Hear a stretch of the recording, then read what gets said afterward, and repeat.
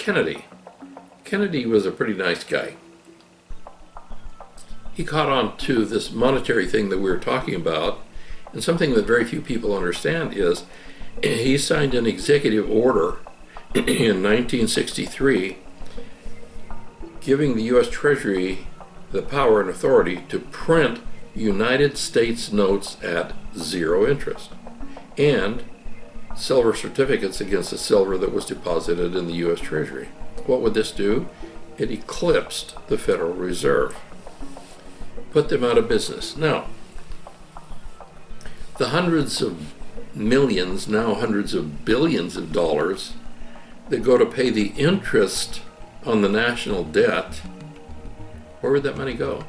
It would not have to be collected to pay the interest on the national debt because there is no interest. That would reduce about 95% of your income tax. What would that do to your personal economy if all of a sudden about 95% of your personal income tax vanished? Would that give you a little more buying power? Would that give you a little more, you want stuff? People then want to make stuff. Is that not a boost to the economy? About the best boost to the economy you can come up with. And President Kennedy did that.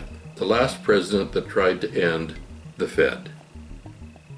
Here's a picture of the executive order signed in 1961, or 1963 rather, and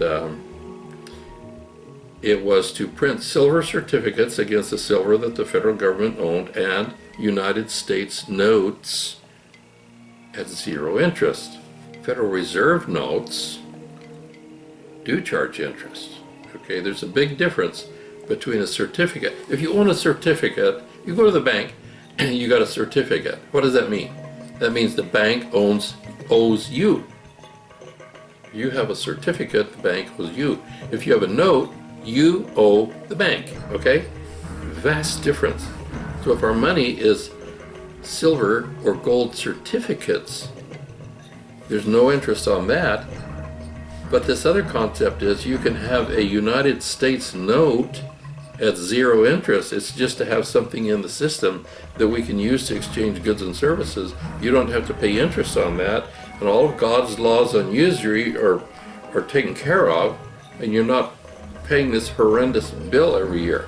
But here's President Kennedy riding down the street this day in Texas, and what happens? He's shot. Here's a picture. I tried to issue interest-free money into a system so that the American people would not be enslaved by the banking cartel. And the Federal Reserve had me killed.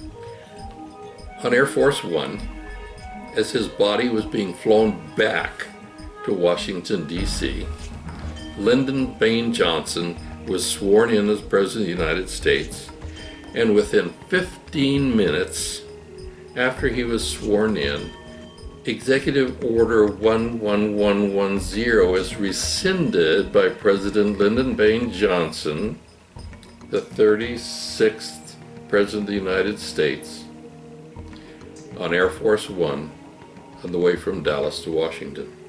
That was the first executive action that he conducted as President of the United States, was to undo the executive order that would have freed America and made her great. Now here's an interesting picture. It's a picture of Abraham Lincoln and President Kennedy. These are the only two presidents who ever attempted to end the Federal Reserve banking system. What else do they have in common? Yes, they were both killed. And this guy, well, Lee Harvey Oswald declares I'm just a patsy. And I do believe that. I do believe that because I saw the film when the president was shot and his head snapped back. It did not snap forward. And the shot came from the wooded knoll. And I understand that there was a group of people that claimed that they saw somebody shoot from that wooded knoll.